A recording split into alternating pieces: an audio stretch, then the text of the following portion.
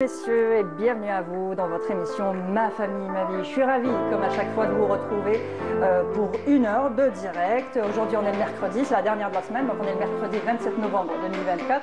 On est avec vous, on est en direct, et comme je le dis à chaque fois, cette émission est faite pour vous et surtout avec vous. Donc, à chaque fois, je vous le dis, n'hésitez pas, appelez-nous, posez-nous vos questions, témoignez. Les spécialistes sont là justement pour vous répondre. On est là pour recueillir tout ça. Justement pour parler du thème du jour. Aujourd'hui, on va s'intéresser aux enfants, plus particulièrement au sommeil des enfants. Nuit agitée quand le sommeil de l'enfant vire au cauchemar, c'est le thème du jour. Alors, on connaît tous cette expression dormir comme un bébé. Mais le sommeil des enfants n'est pas toujours aussi simple qu'on le croit.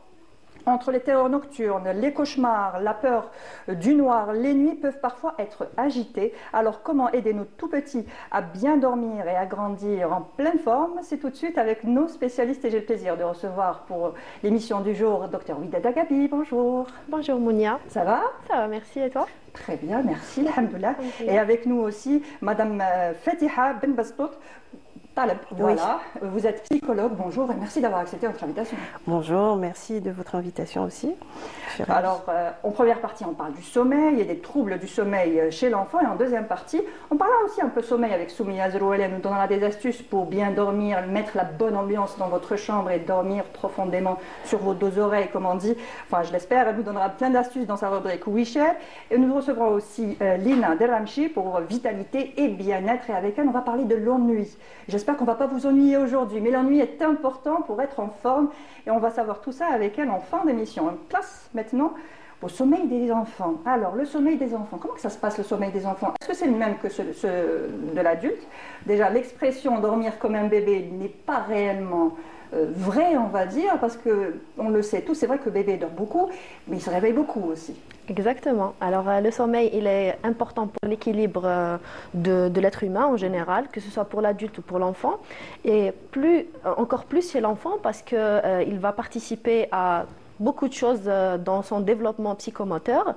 Et donc, chez l'enfant, en fait, l'enfant, il dort comme l'adulte, mais il y a quelques différences, surtout par rapport aux heures de sommeil. C'est pas les mêmes, on n'a pas les mêmes horaires. Donc, adultes et enfants, déjà, en fait, nos horaires de sommeil vont changer tout au long de notre vie. Ça commence dès la naissance.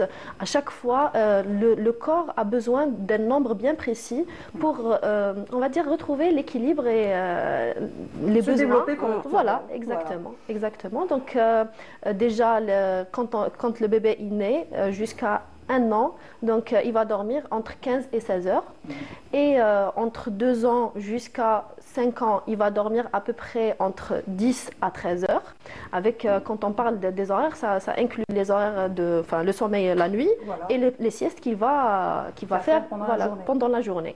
Et puis, qui vont disparaître au fur et à mesure. Après les 3 ans, l'enfant, il va commencer à rechigner un petit peu, parce qu'il y a des enfants, comme on disait tout à l'heure, juste avant l'émission, il y a des longs dormeurs et des courts dormeurs. Donc, il y a des enfants qui vont très vite abandonner cette sieste qui fait tellement bien aux parents et qui leur permet de se reposer. Un petit repos. Oui, exactement, une petite pause. Oui. Donc, il ne faut pas s'inquiéter.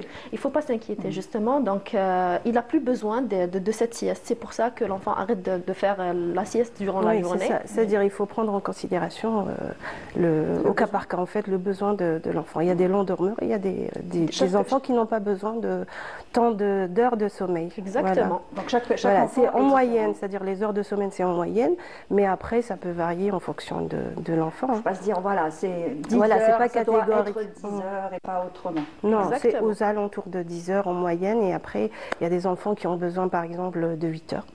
De 8 heures, il y en a d'autres qui ont besoin plus par contre. Oui, donc on va dire qu'il y a un intervalle. Donc entre 3 ans et 5 ans, c'est en général entre 10 et 13 heures de sommeil. Et au-delà de 5 ans jusqu'à 12 ans, c'est en général 9 heures jusqu'à 12 heures de sommeil. À l'adolescence, à l'âge de l'adolescence, on se rapproche des heures de sommeil chez l'adulte. Voilà. Et puis, je reviens juste par rapport à l'inquiétude des parents pour leurs enfants qui dorment moins que les autres. autres. C'est génétiquement prédisposé. Donc il y a des longs dormeurs, il y a des courts dormeurs, voilà. Et si on regarde dans la famille, l'un des parents, sûrement, soit il est long dormeur, soit il est court dormeur.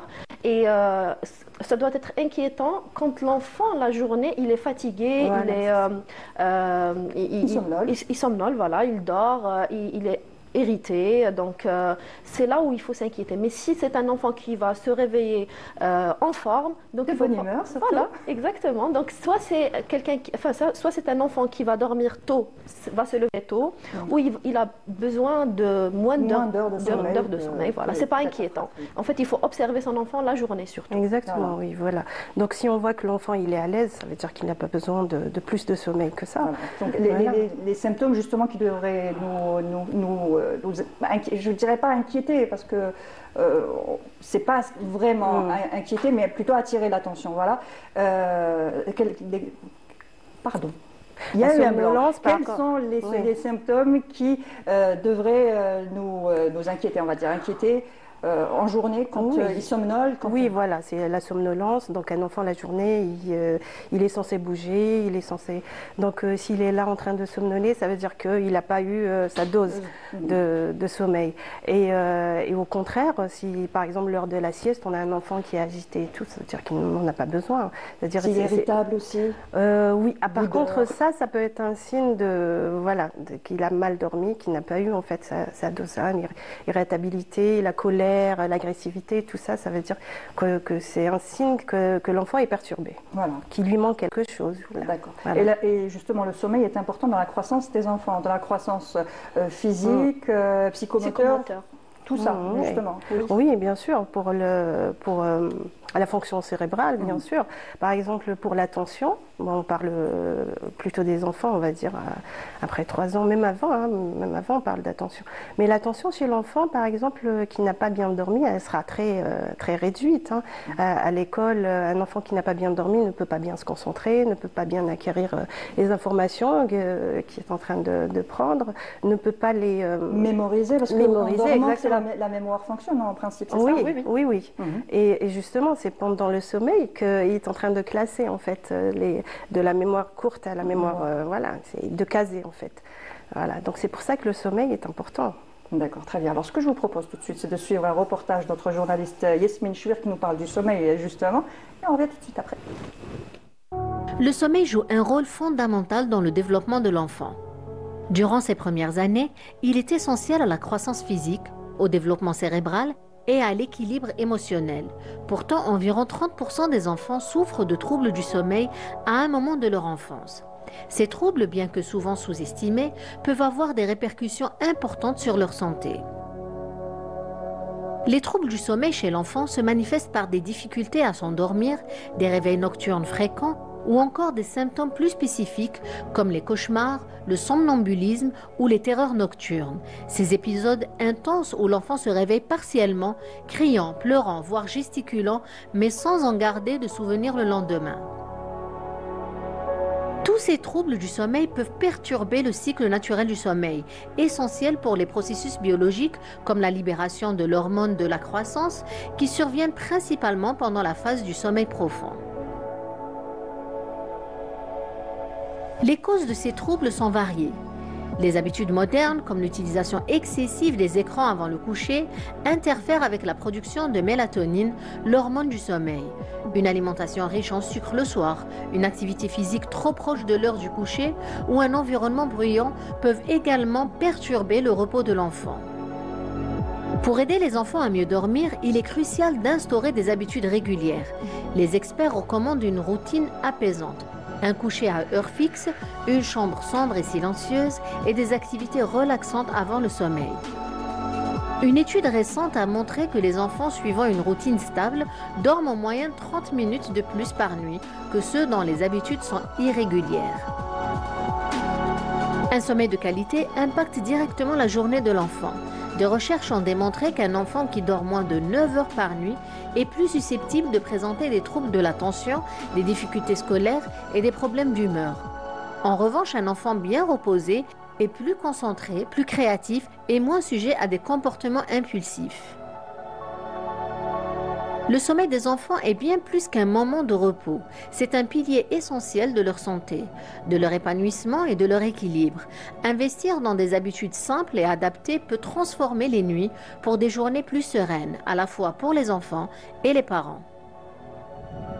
Surtout qui vivent de vrais réels cauchemars quand leurs enfants ont des nuits agitées. Et justement, le thème du jour est le suivant: nuit agitée quand le sommeil de l'enfant vire au cauchemar. Si vous avez des questions, des témoignages, n'hésitez surtout pas à nous appeler au numéro qui s'affiche en bas de votre écran, le 021 23 98 91, le 021 23 98 91. Et tout de suite, nous rentrons dans le vif du sujet, les troubles du sommeil chez l'enfant. Alors, on en a beaucoup. On va commencer tout d'abord par l'insomnie.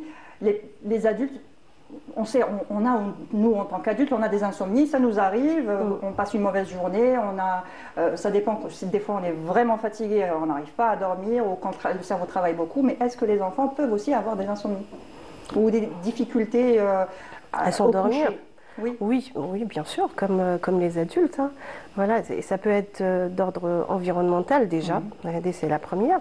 Par exemple, les enfants qui sont dans un environnement bruyant, s'ils sont habitués à dormir dans le silence, bah, c'est sûr que ça va les perturber. Oui. Donc ça va retarder le sommeil, ou ça va ils vont chercher le sommeil. Et puis il y a aussi les enfants au moment du coucher, ils sont là, non, j'ai pas envie de dormir, c'est pas le moment, je veux encore rester avec vous, et pourquoi vous dormez pas? Oui, mais et ça c'est très connu chez les enfants. Alors ils ont ce fameux verre d'eau, j'ai soif. Oui.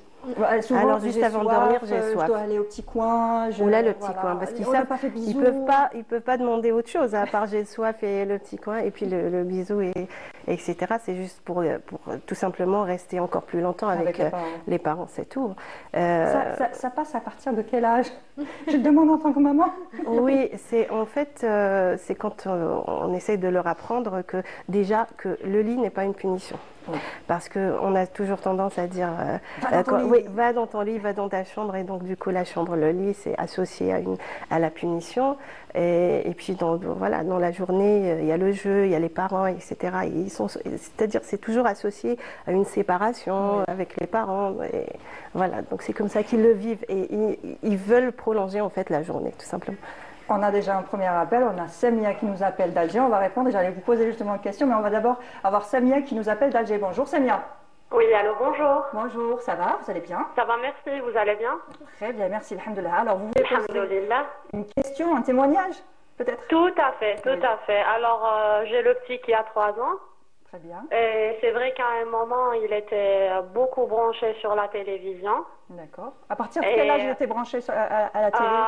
À partir de je vais vous dire 26-27 mois. D'accord, oui. Et alors, le soir, la nuit, il faisait des réveils avec des cris, des pleurs. Et par la suite, j'avais lu que c'est vrai, leur cerveau restait, on va dire, surexcité. Oui. C'est ça, par rapport aux couleurs, au son et tout. Là, j'essaie de diminuer. Alors, il a 2 heures après d'être rentré de la crèche. C'est-à-dire après 16 heures, il a 2 heures. Mais toujours, j'ai le soir, peut-être il se réveille 1 à 2 fois en pleurant. Voilà. Il suffit de le caresser, il reprend son sommeil. Oui. Donc, de 16 heures à 18 heures, il est en face de la télé? Oui. Oui. Pour des dessins animés, des cantines, ce genre de choses? Ou c'est la télé qui tourne avec un programme pour tous? Puis oui, plusieurs dessins. Il a 2 préférés, il regarde 2 séries préférées. Après, je l'éteins, il joue. Après, quand je le prends au lit, il a toujours ses jouets entre ses mains. Il dort, il les lâche. D'accord. Et j'ai 2 réveils, je vais vous dire, le soir. Il crie, il pleure un petit peu, on le caresse, il reprend son sommeil. C'est à partir de quelle heure, on va dire, ces cris, ces réveils? Je vais vous dire 2 heures du matin et 5 heures du matin, tous les jours. Hein. D'accord, c'est tous les jours, c'est... Oui. D'accord, très bien. Ok, donc merci pour votre témoignage. On va vous répondre tout de suite avec les spécialistes. Merci Samia de nous avoir appelés. Merci, au revoir. Et si vous aussi vous voulez nous appeler, nous poser des questions ou témoigner, n'hésitez pas à nous appeler au numéro qui s'affiche, le 021 23 98 91, 021 021 23 98 91. Enfin, ça passe pas. Allez-y. Oui, donc ce qu'il faut savoir, c'est maintenant les spécialistes ne conseillent pas les écrans avant 3 ans. Oui. Donc au moins à partir de 3 ans, et même pour moi, même 3 ans, c'est pas, ça ne veut pas dire qu'on peut être très à l'aise avec les écrans. Oui, il faut éviter les écrans tant qu'on peut, parce que maintenant on ne peut pas en fait faire autrement, et les écrans sont très présents dans notre vie, que ce soit pour nous, pour les enfants, mais si on essaye en fait de décaler, de repousser ça le plus possible, ça serait bien. Alors comme il a 2 dessins animés préférés, on peut toujours lui faire un épisode de chaque pour essayer de diminuer progressivement? Non, il a 27 mois et normalement Mazel, il doit encore jouer avec, enfin toucher en fait, explorer le monde, son entourage, le monde réel en fait. Oui. Trouver des alternatives. Oui. On peut retirer directement à cet âge-là les écrans, surtout s'il les remplacer. Les remplacer par autre chose, plus interactif. Voilà, l'enfant, parce que l'écran, en fait, l'enfant face à l'écran, il ne fait que recevoir des informations. Ça va dans un seul sens. Et c'est ça qui est mauvais pour son cerveau, qui est en développement. C'est pas comme pour l'adulte. Et c'est ça. En fait, c'est ça qui fait des dégâts sur les enfants. Si on enlève les écrans, il faut impérativement faire des ateliers avec son enfant, de la peinture, de n'importe quoi. Selon son âge. Selon son âge. Des jeux où il va toucher, il va explorer, il va chercher à faire rentrer quelque chose dans son contenant et réfléchir comment le faire rentrer, tout ça. On peut toujours inviter l'enfant à rester avec maman en cuisine, à l'aider à faire la cuisine. Tu vas mettre la farine dans le bol. Tu vas exactement. Tu mets une cuillère de sel. C'est ça en fait les interactions que l'on a avec son enfant. Et puis c'est comme ça qu'il se développe. Hein. C'est pas... Et par rapport au réveil justement nocturne à 2 h du matin et à 5 h du matin, effrayé, en pleurant, il a besoin d'être caressé pour être rassuré et s'endormir?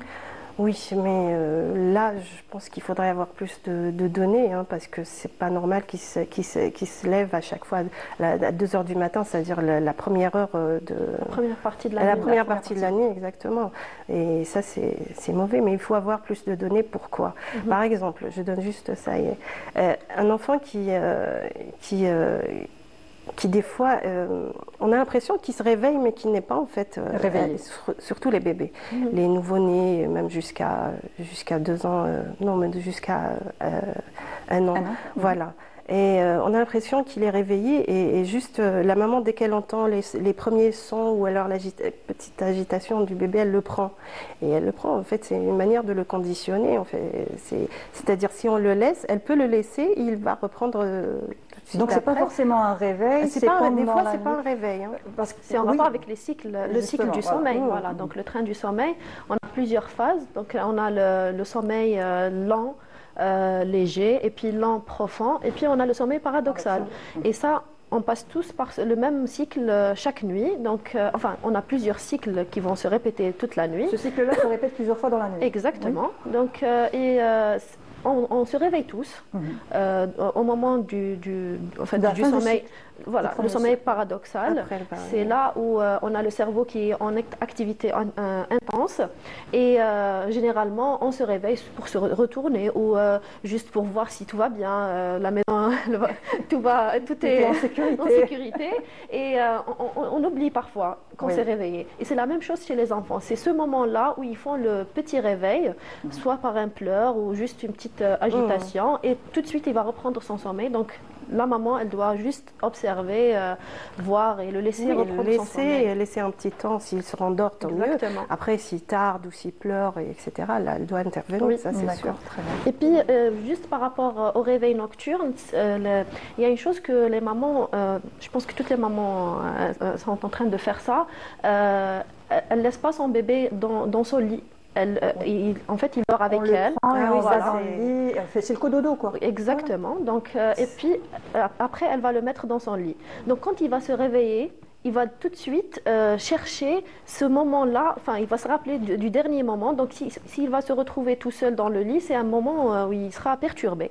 Donc il va tout de suite chercher la maman et c'est là où c'est conseillé de le faire dormir dans son lit. Donc dans sa tête, je me suis endormie dans les bras de maman, je me réveille, maman n'est pas là, qu'est-ce qui se passe? Donc je m'inquiète et je pleure. C'est une anxiété. Oui. C'est justement à ne pas faire, hein, parce qu'après ça sera un conditionnement, il va s'habituer, il va rechercher ça. C'est simple. Donc s'il pleure, maman le prend. Donc si j'ai envie que maman me prenne, je pleure. Je pleure, tout simplement. Tout simplement, automatiquement. On revient aux troubles du sommeil et je vous invite aussi à nous appeler si vous avez aussi des questions ou des témoignages. Le numéro s'affiche, le 021 23 98 91, le 021 23 98 91. On parlait d'insomnie ou de difficultés au moment du coucher, j'ai pas envie de dormir et puis ça passera avec le temps quand on expliquera tout ça aux enfants. Ça ira. Mais si l'insomnie se déclare, on va dire, après le premier train du sommeil, on va dire, à ce moment-là, il faut s'inquiéter. Ou pas? Oui, oui. Et d'abord, il faut s'inquiéter si ça se répète. Si c'est tous les jours. Si c'est quotidien, si c'est fréquent. Oui, oui, si c'est fréquent, si ça se répète, l'enfant a des difficultés à dormir, là, c'est sûr, il faut consulter. Par contre, si ça arrive un jour parce que l'enfant a été perturbé, parce qu'il n'est pas chez lui, parce qu'il dort ailleurs, parce qu'il y a les lumières, parce qu'il y a du bruit. Aussi les changements. Ou le changement, oui. Par exemple, séparation des parents, un déménagement ou changement d'une garderie, par exemple. Tous ces événements peuvent le perturber et causer des insomnies la nuit. Et puis, il y a deux types d'insomnie. On a les difficultés à s'endormir. C'est la première partie de la nuit. Et l'insomnie, c'est les difficultés aux troubles du maintien du sommeil. Mais ça, c'est la deuxième partie. Les deux, en fait, la première partie, les difficultés à s'endormir, on peut on va dire, y remédier par des rituels, essayer de voir le problème, pourquoi l'enfant il est là, et comme vous l'avez dit tout à l'heure, il veut encore rester, c'est qu'il n'a pas eu plus de temps avec ses parents, ou il a peur, donc il faut essayer de régler le problème pour éviter cette insomnie ou ce trouble d'endormissement. Voilà, c'est-à-dire les enfants, ils n'aiment pas le changement en fait. Et c'est ce qui marche avec eux, c'est le rituel. C'est-à-dire s'ils sont habitués à avoir un rythme avant de dormir, voilà, on se brosse les dents, pyjama, brossage des dents, et après on va dans le lit, maman raconte une histoire, l'idéal bien sûr, voilà, donc, et après je m'endors. Donc il va s'habituer à ça, et le sommeil se déclenchera juste après quand il aura passé ce rituel-là. Et maintenant, on va passer à un autre phénomène qui fait réellement peur aux parents, c'est les terreurs nocturnes. On peut déjà définir la terreur nocturne qui se lance? Alors, en fait, les terreurs nocturnes, il y a les cauchemars et les terreurs nocturnes. Ils sont deux entités différentes. Les terreurs nocturnes, c'est un trouble qui va apparaître au moment du sommeil profond. C'est que l'enfant, il n'est pas conscient. Donc, il dort, donc il va crier, il va pleurer. Donc, la maman, directement, elle est en état d'alerte. Mais sans se réveiller. Oui, sans se réveiller, dans le sommeil profond. Donc, généralement, les terreurs nocturnes, ça disparaît, ça reste pas, mais il faut juste voir si l'enfant, au cours de la journée, a eu, on va dire, il n'a pas eu un événement voilà, donc perturbant, qui a donné ce trouble-là. Voilà. Très bien. Nous avons un deuxième appel et on va continuer dans un moment. Nous avons un deuxième appel, nous avons Nadia qui nous appelle d'Alger. Bonjour Nadia. Bonjour Monia, bonjour à vous tous. Merci. Alors moi je vous appelle pour un témoignage. Bien sûr, allez-y. Alors donc j'ai deux enfants, j'ai un garçon de 9 ans et un autre de 7 ans. D'accord. Et depuis leur plus jeune âge, je les ai habitués à dormir à partir de 19h30. Oui, très bien. Donc tous les jours, depuis qu'ils étaient bébés jusqu'à maintenant, j'en ai un tous les deux ils sont primaires. Oui. Et donc je peux vous dire que c'est vraiment un équilibre de vie. Oui. Ce n'est pas facile tous les jours parce que c'est stressant de respecter ce timing. On peut parler d'embouteillage. Les gens, c'est pas évident parce que quand on récupère nos enfants à 16h30 avec les embouteillages, il y a des parents qui des fois arrivent à 18h. Donc c'est pas évident de respecter ça. J'ai la chance d'arriver vers 17h. J'ai coupé le goûter, donc j'ai éliminé le goûter pour passer directement au dîner, faire les devoirs, la petite douche et au lit, 19h30. Oui. Et je peux vous dire que c'est un équilibre dans la famille et dans le couple. La dame avant moi, elle avait appelé, elle avait dit que voilà, son enfant était perturbé par rapport aux écrans. Oui. Effectivement, je confirme, mes enfants n'ont pas d'écran. Ils ont droit aux écrans que le week-end. Ils regardent la télé. Très bien. La semaine, ils jouent, en fait, ils deviennent créatifs. Exactement. Et ça aide beaucoup. Ce n'est pas facile tous les jours, je le dis aux mamans, ce n'est pas facile d'endormir. Surtout le timing, c'est pas évident. Ce n'est pas évident, c'est un sacrifice parce que la maman, d'ailleurs, vous devriez faire un thème du stress de la maman au quotidien. Voilà. La charge mentale chez les mamans. C'est vrai que courir après tout pour que tout soit en place et qu'à 19h30, les enfants soient au lit. Entre dîner, entre endormissement des enfants, et les enfants, il faut dire qu'ils se réveillent le matin à 6h du matin pour sortir de la maison à 7h. Donc voilà, j'ai toujours estimé qu'ils devaient avoir leurs heures de sommeil qui étaient très importantes. Très bien. Bravo à vous. C'est pas toujours évident de le faire, c'est clair, mais bravo à vous. C'est pas évident, mais voilà, c'est faisable. Donc j'espère que les mamans arriveront à tenir le coup. À tenir le coup surtout. Merci Nadia pour votre témoignage. Merci encore une fois. C'est vrai qu'arriver à avoir ce timing, bien régler ses enfants à 19h30, 19h30 c'est l'heure idéale pour faire dormir. C'est l'idéal, oui, c'est l'idéal, mais encore faut-il y arriver. Hein. Oui. Pour avoir aussi un moment pour le couple aussi et se retrouver aussi, parce qu'on n'est pas forcément que des parents, on est aussi un couple, il ne faut pas l'oublier aussi. Tout à fait, oui. Alors pour revenir sur les écrans, juste ça, elle fait très bien son rôle, hein, on va dire, et ne pas en fait sans culpabiliser les autres. Mais c'est-à-dire les enfants, ils ont besoin de règles, ça c'est clair, de cadres et de règles. Si les règles sont là et expliquées, vous avez l'écran le week-end et ça sera comme ça. Tous les week-ends, ils accepteront. Et ça sera la règle, ils l'appliqueront. Mais si de temps en temps, oui, on cède, et des fois c'est le week-end, des fois c'est pas le week-end, des fois on dit vous avez 1 heure et on donne 3 heures, etc. C'est là où les enfants essayeront toujours d'avoir plus. Parce qu'ils savent très bien que vous êtes un petit peu fragile et que vous risquez de donner ce qui... Mais si on applique la règle, l'enfant il comprend et il accepte. D'accord, très bien. On revient sur les terreurs nocturnes. Oui. Donc on parlait des terreurs nocturnes, le fait de ne pas se réveiller, parce qu'au final, l'enfant ne se réveille pas, mais il se lève, il hurle, il crie. Et justement, les signes, comment reconnaître que l'enfant est... Que c'est une terreur nocturne. Oui, et en fait, c'est les mêmes signes des crises de panique, en quelque sorte, d'angoisse. On a les sueurs, on a l'accélération, les cris, etc. Et les pleurs, quelquefois. Mais sur le plan physique, on a des sueurs, on a l'accélération du rythme cardiaque et respiratoire aussi qui va avec. Respiration bruyante. Qu'est-ce qu'il faut faire à ce moment-là? Réveiller, ne pas réveiller, accompagner? Oui, justement, il ne faut pas réveiller l'enfant. Pas réveiller l'enfant. Donc on le laisse, on reste juste à côté, on ne sait jamais pour qu'il ne se passe pas mal ou... Oui, exactement. Tout simplement. Oui, en attendant que ça passe. Et si on peut le rassurer, de façon sans qu'il se réveille, bien sûr. Voilà, c'est tout. Ça peut durer 1 minute, 2 minutes maximum. Voilà, ça ne dure pas. Et justement, la différence avec les cauchemars, parce que ça ressemble... c'est un peu les mêmes signes physiques quand il s'agit des cauchemars. La différence, c'est que l'enfant ne se rappelle pas. Ne se rend pas compte le lendemain de ce Mais qui les s'est cauchemars, passé. ils se rappellent. Oui. Voilà, ils se rappellent. J'ai vu ça, d'accord. Parce que c'est le sommeil paradoxal et c'est là où on est en état d'éveil un petit peu, si on veut dire. Une vie onirique, on va dire, riche. C'est là où il se passe les rêves. Et le matin, il peut répéter ce qui s'est passé. Et en fait, c'est pas la nuit qu'il faut régler le problème. La nuit, il faut le rassurer juste et le laisser se rendormir. Et puis le matin, essayer de régler le problème en discutant avec lui, en l'incitant à dessiner par exemple, de le rassurer d'une autre manière. Par exemple, je ne sais pas ce qu'il va dessiner, par exemple un monstre, ou je ne sais pas, de dire voilà, il n'a pas d'amis, ce monstre, il faut qu'il devienne notre ami. Donc, essayer d'enlever cette image qu'il est en train qu'il a en tête, qu'il a vécu justement. Exactement. Voilà. Donc cauchemar, on a parlé de cauchemar, donc terreur nocturne aussi. Le somnambulisme. Oui. On a des personnes, oui, et des enfants surtout, parce que je pense que c'est plus chez les enfants le somnambulisme. C'est plus fréquent.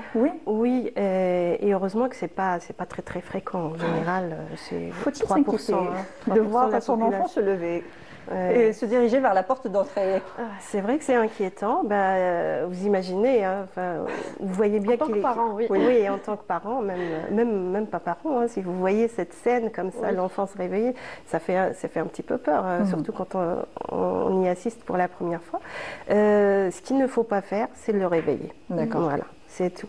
Mais après, il faut sécuriser l'environnement pour qu'il n'y ait pas en fait accès aux clés de la maison, accès à la sortie, au couteau, au balcon, aux fenêtres. Il faut sécuriser l'environnement. Les lits superposés aussi. Éviter ça cause des chutes, voilà. Donc il faut faire attention. Essayer de le raccompagner en fait. Sans le réveiller toujours. Sans le réveiller, essayer de l'accompagner comme ça pour retourner à son lit et pour qu'il reprenne en fait son sommeil. C'est aussi le sommeil profond. D'accord, ça se passe au moment du sommeil profond. Ne pas s'inquiéter, le raccompagner, ça passera avec l'âge ou pas? Oui, ça passera après l'âge de 5 ans, c'est moins rare. C'est moins fréquent, voilà. C'est rare d'avoir le somnambulisme. On peut le voir chez les adultes, mais généralement, après l'âge de 5 ans, ça disparaît. Voilà. Et chez les adultes, il faut prévenir toujours son compagnon ou sa compagne, son mari ou sa femme, et lui dire « Je fais du somnambulisme, donc ne t'inquiète pas si tu me vois rêver. » En train de tourner en rond dans la maison et prendre en tout cas toutes les dispositions pour qu'il n'y ait pas de danger pour la personne qui souffre de ça. Donc on a parlé de somnambulisme et tout ça, on va parler d'un point avec toi Ouidette, c'est le ronflement. On pense toujours qu'une personne qui ronfle ou un enfant qui ronfle, c'est qu'il est en train de dormir, mais comme un loir, alors que ce n'est pas forcément le cas. Exactement. En fait, c'est comme chez l'adulte, le ronflement, c'est un trouble toujours du sommeil. Quand on dort, on a les muscles, on a plein de muscles ici au niveau de la face, au niveau du cou, donc qui vont se relaxer.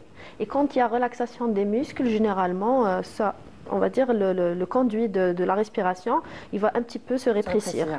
Et puis, si on a avec ça des végétations et des amygdales qui sont hypertrophiées, c'est-à-dire de gros amygdales, là, ça peut causer un ronflement, voire même des apnées du sommeil.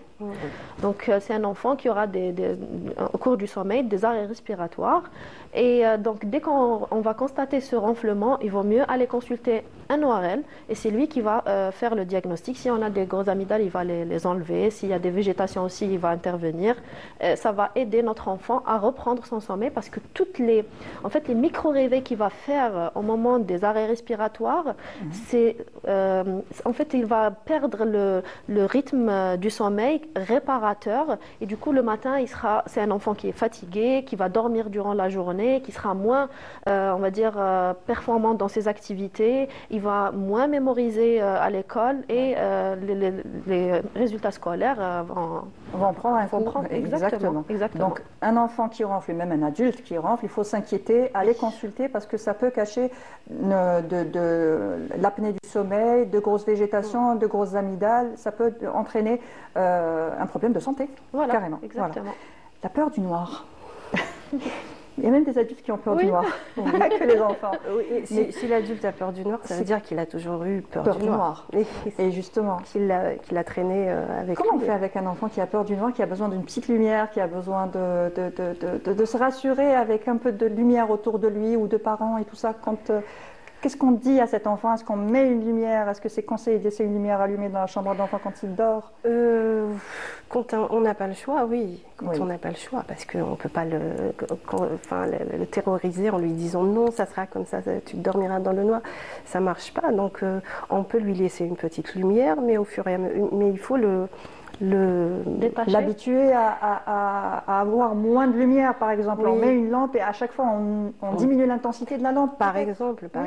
Mais il faut l'accompagner, en fait, le rassurer, lui dire oui, je te laisse la lumière, mais en fait, voilà, quand on grandit, on se détache de la lumière, on éteint, etc. On peut aussi associer, en fait, le fait de grandir avec le fait de ne plus avoir besoin de lumière. Parce que les enfants, ils ont toujours tendance à vouloir grandir, faire comme le grand frère, etc. Et puis le rassurer, par exemple, en lui disant moi aussi, j'ai eu peur du noir et puis maintenant. Et ça ne marche pas toujours parce que j'ai essayé avec les légumes pour bien grandir. Enfin, moi j'ai des légumes, mais ça passe pas avec les légumes. Avec le noir, ça peut passer comme ça peut pas passer. Donc il faut essayer de rassurer, à chaque fois, parler et faire des expériences en essayant une nuit sans lumière et voir si ça va pas, on remet un peu de lumière. Avec son consentement, par exemple, est-ce que tu veux, on essaye, etc. S'il dit oui, on essaye, et s'il a peur, on la remet et on essaiera notre autre jour, etc. En fait, c'est l'habitude. Il faut qu'il s'habitue. Et puis, il faut qu'il dissocie en fait le noir et la peur. En fait, qui se met en place parce que l'enfant se sent seul déjà, détaché de ses parents. Donc, il n'est pas rassuré. Donc, quand il est seul, d'une part. Et après, on a cette... j'ai perdu les mots. Il n'y a pas de souci. J'ai perdu l'idée, le fil de l'idée. Enfin, oui. Donc, il a besoin d'être rassuré parce qu'il a besoin des parents. Il est avec toute la journée ou il est à l'école et ensuite il retrouve les parents parce qu'il est rassuré avec les parents. Il parle de la journée, de tout ça. Mais au moment du dodo, comme on le disait tout à l'heure, c'est encore un détachement qui se fait. C'est encore un moment où il se retrouve tout seul dans le noir. Exactement. C'est surtout, en fait, la séparation qui est séparation et puis l'angoisse, en fait. L'angoisse du noir et l'angoisse d'être seul, l'angoisse de la séparation, en fait, se mettent en place à ce moment-là. Pourquoi? Parce que l'enfant, en fait, n'a pas le contrôle sur ce qui l'entoure. Il ne voit pas. Donc, je ne vois pas, donc je ne sais pas ce qui se passe autour de moi. Il peut y arriver quelque chose, etc. En fait, c'est le même processus, l'angoisse.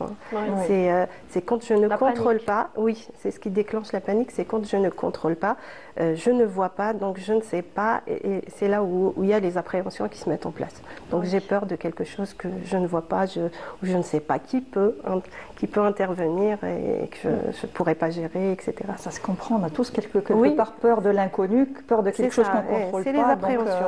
C'est tout à fait normal, essayez de le rassurer.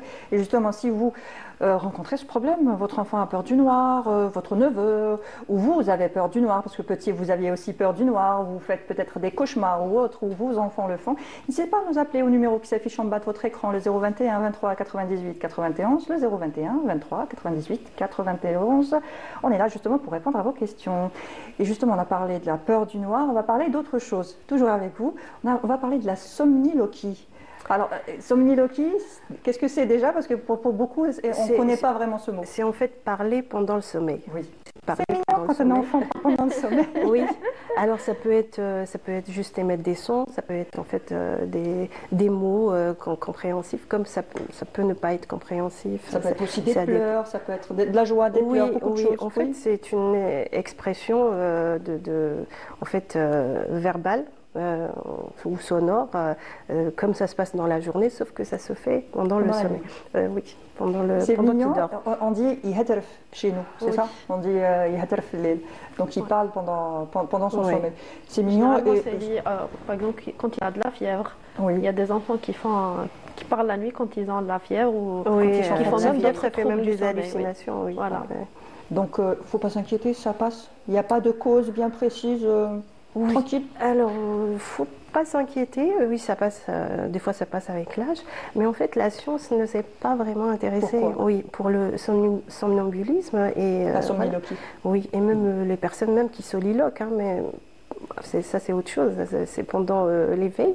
En fait, il y a des personnes, même des adultes ou des enfants qui réfléchissent et puis ça sort. Oui, on a l'impression que la personne parle seule. En fait, elle parle seule, mais c'est pas très inquiétant. C'est pas en fait un trouble psychiatrique. Non, c'est pas. D'accord. Donc faut pas. Donc oui, vu que la science ne s'est pas très bien penchée sur ça, on ne sait pas pourquoi exactement, on ne sait pas d'où ça vient exactement. Mais ce qu'on sait, c'est que, par exemple, il y a des facteurs qui peuvent favoriser ça.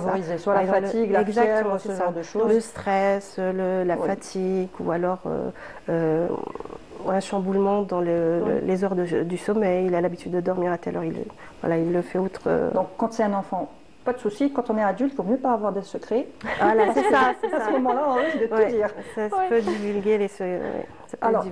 Alors on revient un peu sur les écrans. On en a parlé déjà au début. Les écrans, il y a des règles à suivre avec les écrans. Oui.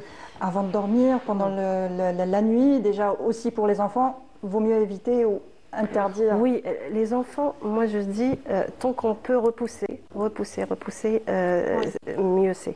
Même pour les adolescents, les écrans, les téléphones, tant qu'on peut en fait les convaincre qu'ils ne sont pas en âge d'avoir Parce que, bon, bref, on passe sur ça, mais les téléphones, ce n'est plus un téléphone en fait. Pour les enfants, ça c'est clair. Ce n'est plus un outil de communication, le téléphone. C'est un accès vers... Il y a aussi la lumière bleue qui nous empêche aussi de fabriquer expliquer de la mélatonine, oui, mélatonine, voilà. qui est l'hormone Du qui sommeil. intervient dans le sommeil. Voilà, donc la lumière bleue juste avant de dormir, c'est très nocif pour nos yeux et D'accord. aussi pour justement le sommeil, Le pour sommeil. la production de cette hormone. Et nous avons Hayat qui nous appelle de Béjaïa. Bonjour Hayat. Bonjour madame, Ça va, vous allez bien?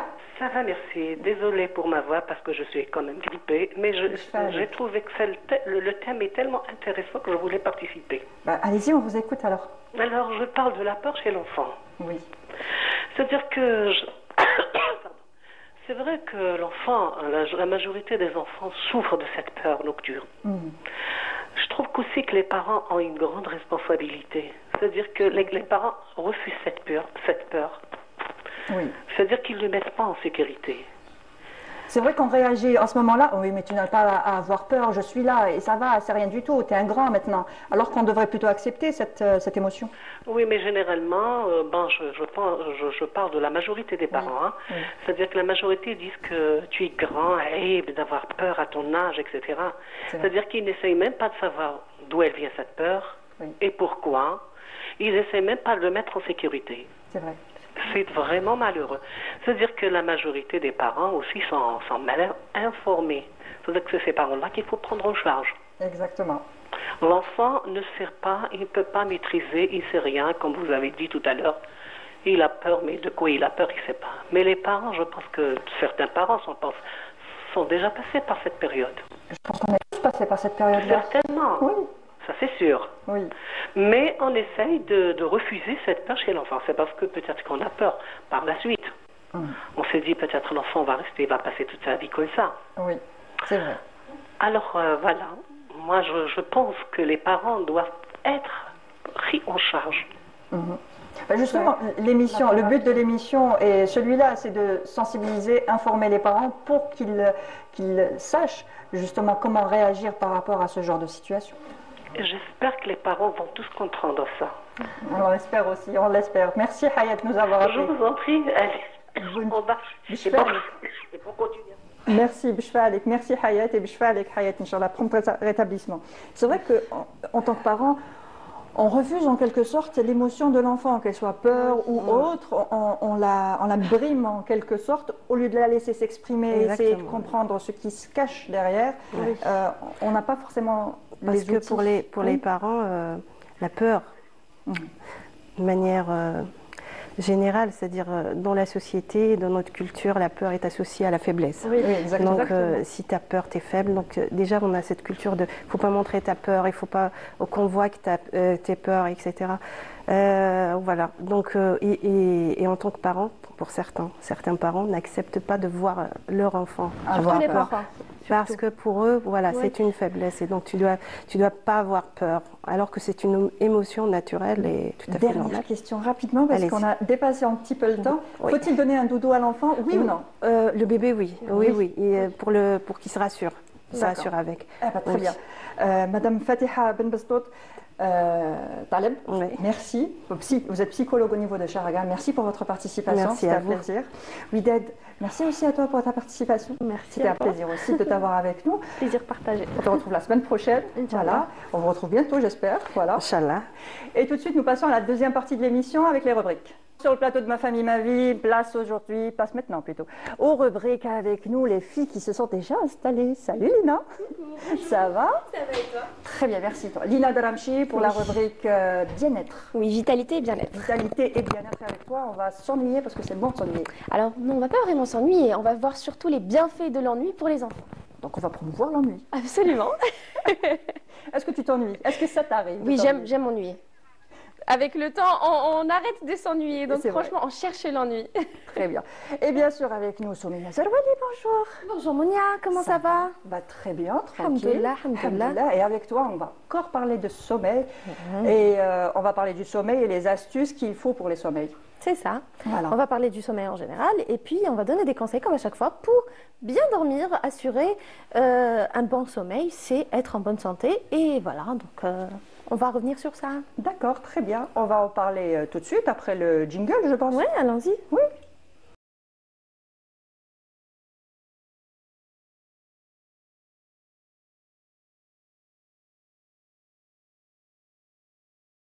te retrouves avec un micro, tu vas chanter. Je vais pas chanter, non. C'est une très très mauvaise idée. On va chanter une berceuse. Pour nous endormir, justement. Oui. Alors, les astuces pour bien dormir, se chanter une berceuse. Alors, on va d'abord expliquer, on va donner quelques informations peut-être sur le sommeil. Savez-vous que nous dormons en moyenne 26 ans de notre vie. Nous passons 26 ans de notre vie à dormir en moyenne. Et ça représente donc quand même un quart de notre existence sur Terre. Ce qui mène certains à penser que c'est une perte de temps. Oui. Donc, ce qui explique pourquoi nous dormons 1h30 de moins qu'il y a 50 ans. Oui. Mais en fait, dormir, c'est ne pas dormir plus tôt, ça peut avoir des répercussions sur la santé, bien sûr. Ça peut même vous être fatal. Bien sûr que ça peut vous être fatal. Combien de temps il ne faut pas dormir pour que ça devienne fatal? J'avais déjà cette information. Je l'ai oublié parce que je l'ai lu quelque part. Au bout d'une semaine, on est KO. Au bout d'une semaine, voilà, au bout d'une semaine, je on pense rentre que dans si un on peut coma. tenir 72 heures, c'est qu'on est champion du monde. Hein. Je ne sais pas si on peut... C'est pas une invitation à vous à faire le Non, pas du tout. C'est une très mauvaise idée. Très mauvaise idée parce que les répercussions sur la santé sont lourdes et sur le long terme surtout. Voilà. Exactement. Et pour comprendre ceci, il faut savoir que contrairement à tout ce qu'on peut penser, dormir n'est pas une activité de tout repos. Hein. C'est pas ce qu'on est en train de dire. Donc, dormir, ça comprend le sommeil, ça comprend plusieurs phases. D'accord. Donc, vous avez d'abord la phase d'endormissement qui permet donc finalement à tous les processus de se mettre en avant pour assurer le sommeil. On démarre le sommeil, pourtant c'est un sommeil très léger et cette phase ne représente que 5% de la phase d'endormissement, du sommeil en général, du cycle du sommeil en général.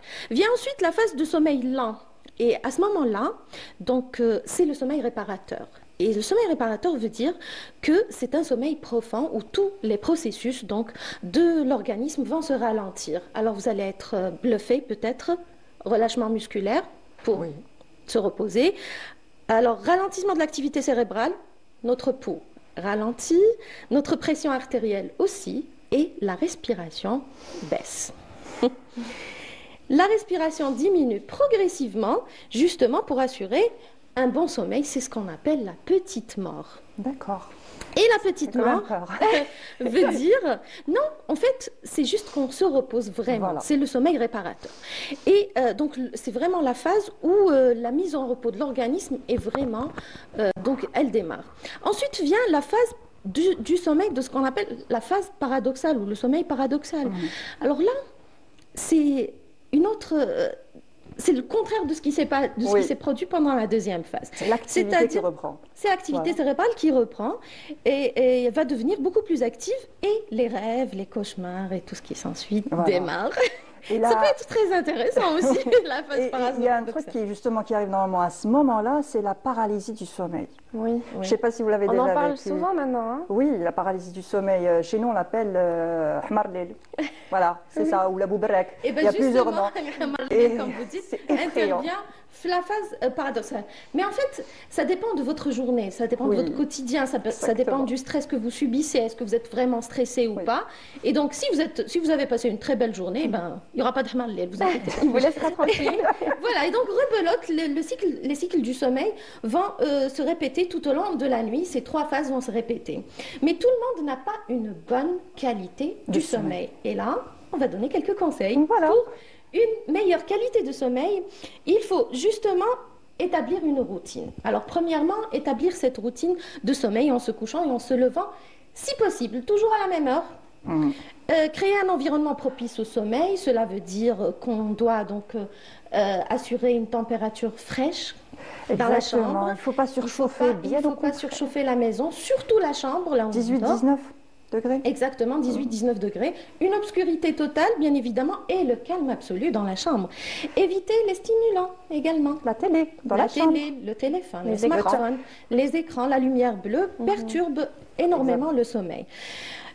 Éviter tout ce qui est caféine aussi. Donc ça aussi, c'est des stimulants, nicotine également, Oui. avant de se coucher. Théine, le thé du soir. Oui, le thé du soir. Et quand on est vraiment sportif, on fait on pratique une activité physique. Il ne faut pas que ça soit intense. Il ne faut pas que ça se fasse tout de suite avant Le coucher. bah c'est voilà, clair. il faut au moins 2-3 heures avant de se coucher parce que une activité physique réveille vraiment l'organisme. D'accord. Donc, éviter les repas lourds, épicés.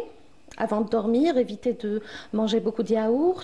C'est peut-être les desserts trop gros, trop gras. Trop gras. Gros et Trop gras, sucré, trop gras. trop sucré, trop gras, voilà. Et pratiquer des techniques de relaxation, comme par exemple La respiration. la Ou le respiration. yoga du soir. Voilà, la méditation, Le le yoga yoga du du soir. soir, la respiration profonde. Donc tout ça, ça vous permet de dormir bien. Évitez de faire des siestes trop longues. Hein, quand Ah on dort, oui. on fait jamais de sieste, mais quand on fait, c'est 3 heures de sieste. Voilà, C'est on très fait mauvais. tout un cycle de sommeil et du coup le cycle du soir est perturbé. Voilà. Exactement, donc ça perturbe. Il ne faut pas non plus dormir, prévoir une sieste trop tard, c'est-à-dire vers, je sais pas. Et on le dit très Vers, bien chez nous, 16 heures, وقت 18 العصر, heures. il faut éviter de dépasser Oui, وقت c'est العصر, ce que donc, j'allais dire en plus. Voilà. Donc l'asr, il faut prendre le café Ah, à voilà, l'asr l'asr, ouais. et se réveiller. Mais si avec tout ça, bien sûr, vous avez des problèmes de sommeil et de ce qu'on appelle les insomnies, Voilà. donc si vous avez des insomnies et tout, il faut voir un spécialiste, bien spécialiste, bien évidemment. Voilà. Et je viens d'avoir Farida me dit مور Farida, العصر t'en ينوضوا salue. المكاسر. Donc on se réveille tout simplement avec les C'est mots. vrai, on le remarque, oui, on est de mauvaise humeur, Voilà. très On ne sait fatigué, plus, quand on se déboussolé. réveille, déjà on est déboussolé, on Oui. ne sait plus où on est. Ben, on est chez nous. Oui, mais on est Exactement. perdu. On est perdu, on ne Qu'est-ce sait qui pas, se on se passe? réveille. On est le matin, on est le soir. Exactement. C'est ce qui arrive. Après, on souvent. regrette. Pourquoi est-ce que j'ai fait J'ai fait cette cette sieste? sieste. Absolument, La sieste de absolument. trop. Exact. Mhm. Pour les petits, Le rituel oui, le rituel, c'est obligatoire. obligatoire et il faut les coucher toujours à la même heure. Essayez de les réveiller toujours à la même heure, hein, si possible. Bon, le week-end, on peut faire une exception. La grasse matinée, pas trop grosse, pas grosse grasse matinée. On a mais- eu tout à l'heure un témoignage de Nadia, je crois, qui couche toujours ses enfants à 19h30 et puis qui se réveille à 6h. Et puis, c'est vrai que c'est prenant de les coucher à 19h30 parce qu'il faut tout faire avant de les coucher. Mhm. Après, on gagne un moment pour nous, pour le couple et tout ça. Exact. Mais ces enfants, elle disait que ces enfants étaient réglés 19h30, ils étaient au lit, 6h du matin, ils se réveillent sans pression ni quoi que ce soit, ils sont d'attaque pour la journée. Exact. Donc, oui, les faire coucher tôt et à une heure fixe, c'est bon aussi. Absolument, il faut savoir que c'est très important pour leur équilibre, pour travailler bien à l'école, pour leur concentration. Il faut savoir que les tout petits ont besoin d'environ entre 11 et 14 heures de sommeil par nuit, les enfants d'âge préscolaire environ 10 à 13 heures et les enfants d'âge scolaire environ 9 à 11 heures. Voilà. Voilà. Et puis avoir toujours le même rituel, quand on finit de manger, on va se brosser les dents, on fait sa toilette, on va se coucher avec une histoire si les parents ont la force de raconter l'histoire, sinon on peut toujours rester 5 minutes avec eux et les laisser eux nous raconter des histoires à nous, les grands, parce que ça leur fait aussi plaisir. C'est vrai. Et puis c'est tout. Et ça, Et voilà. ça passera. Exactement. Merci Somaya. Merci à toi, Monia. Et tout de suite nous passons à toi. Je chante pas la berceuse. On va n'a s'ennuyer pas le temps. d'abord.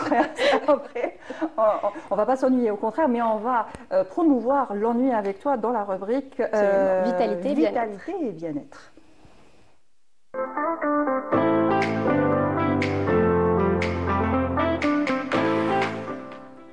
Vitalité et bien-être. Alors, l'ennui est-il Les important? bienfaits de l'ennui. A-t-on le temps de s'ennuyer aujourd'hui vraiment? Je Non. crois pas. Non, non, non. On a toujours un Mais les moment enfants, pour, ils ont le temps de pour s'ennuyer aujourd'hui. Et d'ailleurs, c'est très, très important. Il y a une belle citation de Nietzsche qui dit « L'ennui est le berceau de la créativité ». Et si l'ennui qu'on trouvait aujourd'hui et qu'on voyait comme un problème était finalement une opportunité précieuse pour les enfants. Aujourd'hui, on remarque que les parents surstimulent leurs enfants à travers les écrans, les programmes chargés, les activités organisées et pour eux, donner du temps aux enfants, donc un tout petit peu de temps comme ça, un petit temps libre, c'est un échec, donc c'est un problème. les enfants doivent être condensés dans des programmes qui sont déjà prêts. Ils doivent faire, par exemple, on se lève à telle heure, bon, on a cette activité à telle heure, et puis l'autre, et puis l'autre, et puis l'autre. Et puis le programme de la semaine est chargé. Alors la semaine, c'est école, le mardi après-midi, on va faire les échecs, par exemple. Pour ceux qui ont le jeudi après-midi, ben, on va faire des maths. Voilà. Le vendredi, samedi, on va faire du sport. Voilà. Et du coup, le programme est surchargé et l'enfant n'a pas le temps de respirer. Absolument, et ça, ce n'est pas bien. Parce qu'on a déjà les points positifs, donc les bienfaits de l'ennui. Je vais établir cela en 3 points. Le premier point, c'est que ça stimule la créativité. Un enfant qui s'ennuie est un enfant qui va réfléchir beaucoup plus, qui va se libérer, donc libérer les idées, développer de nouvelles idées. Surtout, il va développer sa créativité. Il va rêver, c'est ça. Et aussi, il aura le temps pour ça. Oui, absolument. Comparé à nous. Je voulais revenir sur un point où les parents investissent beaucoup dans des jouets, beaucoup de gadgets comme ça pour occuper l'enfant. Et puis l'enfant, quand il s'ennuie, il trouve à jouer avec une bouteille d'eau, par exemple, un bouchon. Exactement. Et ça devient beaucoup plus attirant pour lui, cet objet, que le jouet qui a coûté quand même assez cher. Oui, il se crée son jeu. Absolument. Un simple exemple à ça, justement, un enfant qui s'ennuie va transformer un carton en château et un bâton en épée. Exactement. Et ça, c'est même toute la beauté de l'ennui. Parce que ça a été prouvé scientifiquement parlant, des études ont montré que lorsqu'un enfant s'ennuie, ça active les réseaux cérébraux qui sont directement liés aux idées divergentes et à la résolution des problèmes. Ça veut dire qu'un enfant qui s'ennuie va développer cette capacité à résoudre des problèmes par lui-même. Il va avoir certaines idées divergentes, donc très créatives comparées à d'habitude, et ça va le stimuler encore et encore. Donc, d'une manière naturelle. Il y a aussi le deuxième point qui est très important, c'est que ça favorise l'autonomie. Alors un enfant qui s'ennuie est un enfant qui apprendra à compter sur lui-même. C'est un enfant qui saura gérer sa propre personne. Alors que, imaginez, je fais tout un planning pour mon enfant, je lui donne pas le temps de respirer.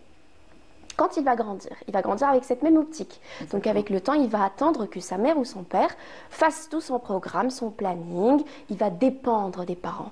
Et même plus tard, on va voir des répercussions plus tard dans ses relations. Donc au niveau de ses relations, il sera toujours dépendant d'une personne, dépendant d'un ami, dépendant d'un mari, dépendant de la famille. Donc ça sera toujours répétitif. Et ça, ce n'est pas bien. Alors qu'un enfant qui grandit, qui a le temps de s'ennuyer, est un enfant qui sera autonome plus tard. Est-ce que le laisser s'ennuyer, ce serait le responsabiliser quelque part aussi? Oui, absolument. Et d'une manière très subtile, très douce. Donc on ne va pas le mettre dans le fait accompli. On ne va pas le brusquer. Absolument. On va simplement le laisser gérer le temps, les émotions et surtout gérer ce vide. Donc ce sera très subtil. Il aura par exemple, comme elle a dit tout à l'heure, bouchon, boîte en papier, un petit bâton. Et puis, il sera autonome. Avec le temps, il ne va pas demander « Papa, maman, qu'est-ce que j'ai à faire aujourd'hui ?» Non. Plus tard, il va gérer son planning tout seul. Il le saura par lui-même. C'est exactement ça. Comme un grand. Absolument. Il y a également le troisième point qui est très important, c'est que ça les prépare à la patience et à la résilience.